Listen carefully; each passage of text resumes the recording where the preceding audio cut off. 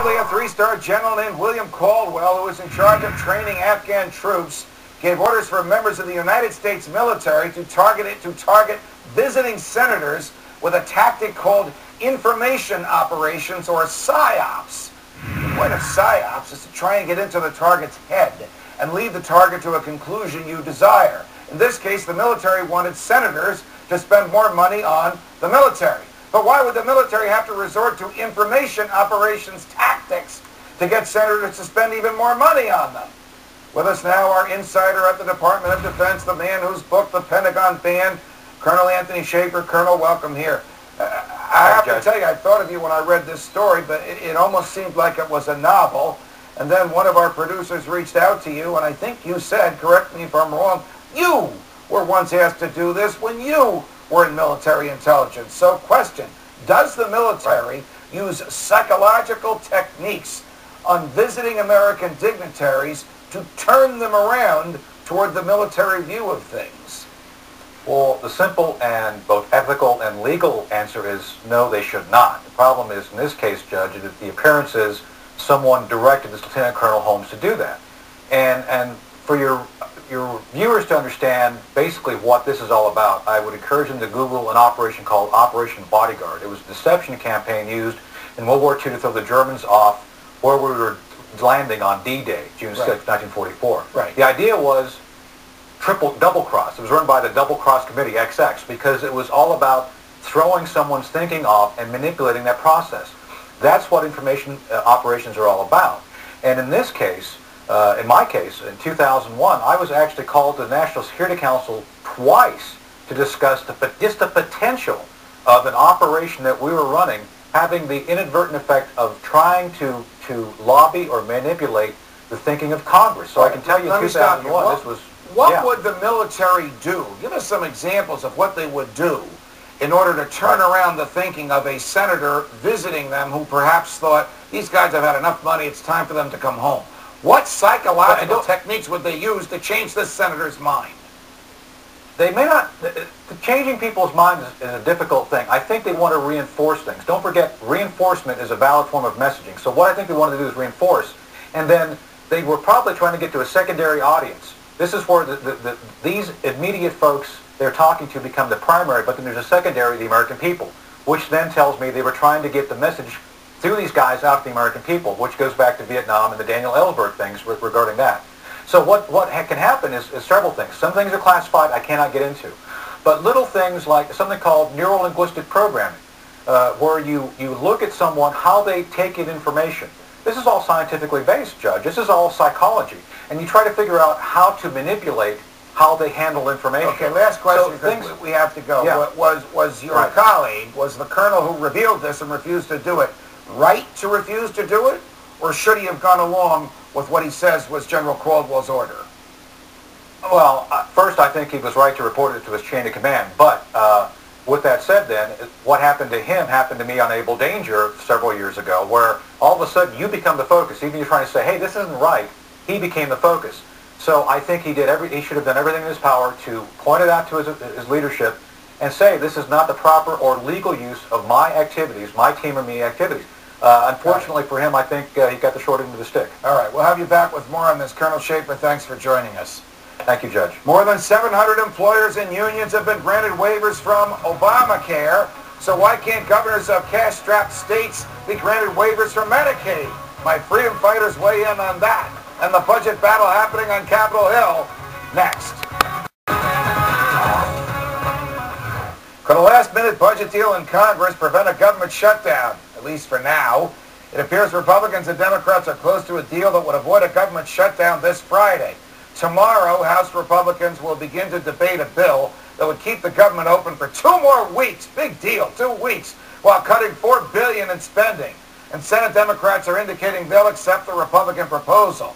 Currently, the government is operating on a spending plan that expires on March 4th, this Friday. But this has my freedom fighters wondering if Congress is just, as you heard earlier, kicking the can down the road.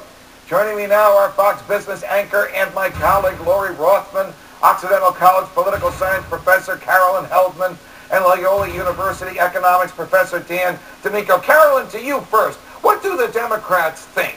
What does the president think when a deal is cut that extends the government's ability to stay in existence for only 2 more weeks? Stated differently, they have merely deferred the debate they don't want to have to today until 10 days from today. Right, Judge. I think both sides are looking at this and trying to buy 2 additional weeks so that they can blame it on the other side.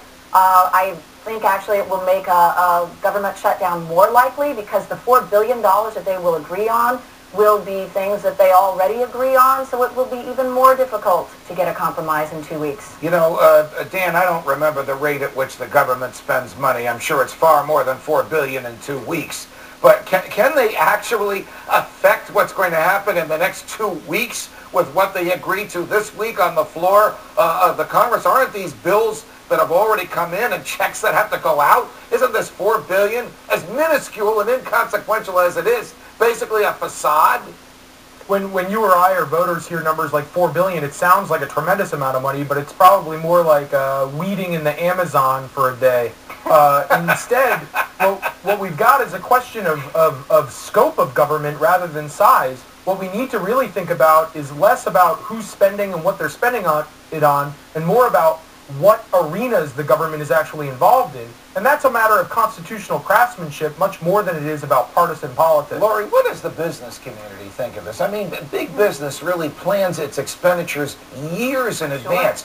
And here you have the biggest, least functional business on the planet, the government of the United States of America, and they can't plan things beyond 2 weeks from now. Well, Judge, you know I'm a deficit hawk, right? We've talked about this on my show, 1 p.m. Right. For a little plug. But I like to watch long-term interest rates. You've got the Bernanke inflation fear going on. Right. That's the fear that the chairman of the Fed and his cronies there will pump cash into the economy. Which they're doing now, and there's definitely concern about inflation, but there's also a concern about whether or not the U.S. is good for its debts. And again, the bond vigilantes who come in and manage interest rates to a level that demand government policy haven't acted yet. The long-term rates are still low. Now, you might argue that's because of this quantitative easing, this easy money policy that we're experiencing, that we're getting from the Federal Reserve. Right. But it's interesting. I still think this is very bad. I think it's a bad strategy for the Republicans. We have to get these deep and meaningful spending cuts now. But the bond market isn't too worried yet. All right, Carolyn, if there is no agreement in 2 weeks, if there is this agreement for the 2-week extension, and then there's no agreement beyond that, who gets blamed? The president is obviously a Democrat. The Senate is controlled by the Democrats, kind of a close number there. The House is controlled by the Republicans overwhelmingly. This is not Bill Clinton versus Newt Gingrich and Bob Dole. This is a little more subtle as to who's going to bear this blame. How do you see it coming down? Well, Judge, I think that's the million-dollar question. You're right. It's not 1995 where President Clinton hoodwinked Newt Gingrich and ended up blaming the Republicans. They had an agreement. He came out in the morning and reneged on that. President Obama doesn't have that luxury, nor does he have the luxury of public opinion being in his favor that a government shutdown would be a negative thing. It's much more divided.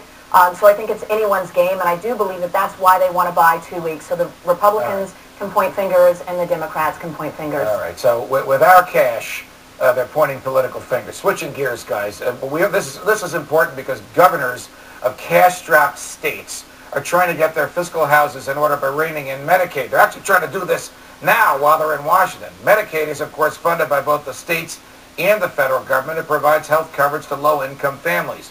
More than half the states, Republican governors and Democratic governors, want permission to move hundreds of thousands of people off the Medicaid program, a move that would represent a rare cut to a national entitlement program. Governors are finding their Medicaid reform options limited because the federal money comes with federal strings attached, Lori Rothman. It was easier for 700 companies and labor unions and some states, including my own home state of New Jersey, which has a notorious fiscal hawk as governor, Governor Christie, to get exemptions from Obamacare. Exemptions from Medicaid, the government won't give them out. What to do? It is. It's almost like a double standard, right? That's an interesting point you raised. And I'll tell you, the key phrase is federal-state partnership. States are experiencing a budget crisis. The federal government is experiencing a deficit and debt crisis. So I think that states should have more of a right to manage their Medicaid payments. All right, Dan, you and I believe that Medicaid, Medicare, Social Security are unconstitutional, that the government does not have the power to take money from one person and give it to another. Suffice it to say, it's been the law of the land for a long time, and it doesn't look like it's going to be interfered with. But what are the states to do? They can't borrow because the federal Medicaid laws won't let the states borrow for this. They can't print cash. They don't have the authority to do this. What are they to do? Well, I think this is a great opportunity, again, for this notion of constraining the scope of government. I mean, this is a much more constitutional issue than it is, per se, an issue just about spending or galvanizing political interest to support particular spending programs. I mean, diverting the authority from a federal governmental system to a state-based system as to whether or not people can be excluded from these programs is a step in the right direction. It's not ideal, but it does sort of put the decision-making process in a more local level compared to the federal authority. We only have about a minute left, Carolyn. Last word on this. Are you surprised that Democrats like Jerry Brown in California and Andrew Cuomo here in New York are asking for the same exemptions that Chris Christie in New Jersey and Scott Walker in Wisconsin are asking for? Well, Judge, they're obviously desperate, right? I mean, this is the biggest expense for most states, Medicaid, which is health care for the poor. I think it's unfortunate that we're trying to balance budgets on the backs of the poor, and I think it's penny-wise and pound-foolish, considering that preventative care costs 1/5 what emergency room care costs. But you're right, this is a states' rights versus federal government issue. We're not getting any real help from Dan. Sorry. Dan D'Amico, Carolyn Helband, Lori Rothman, thanks for joining us. We'll have you back. Back with the plain truth on the biggest Ponzi scheme in all of human history, the government of the United States.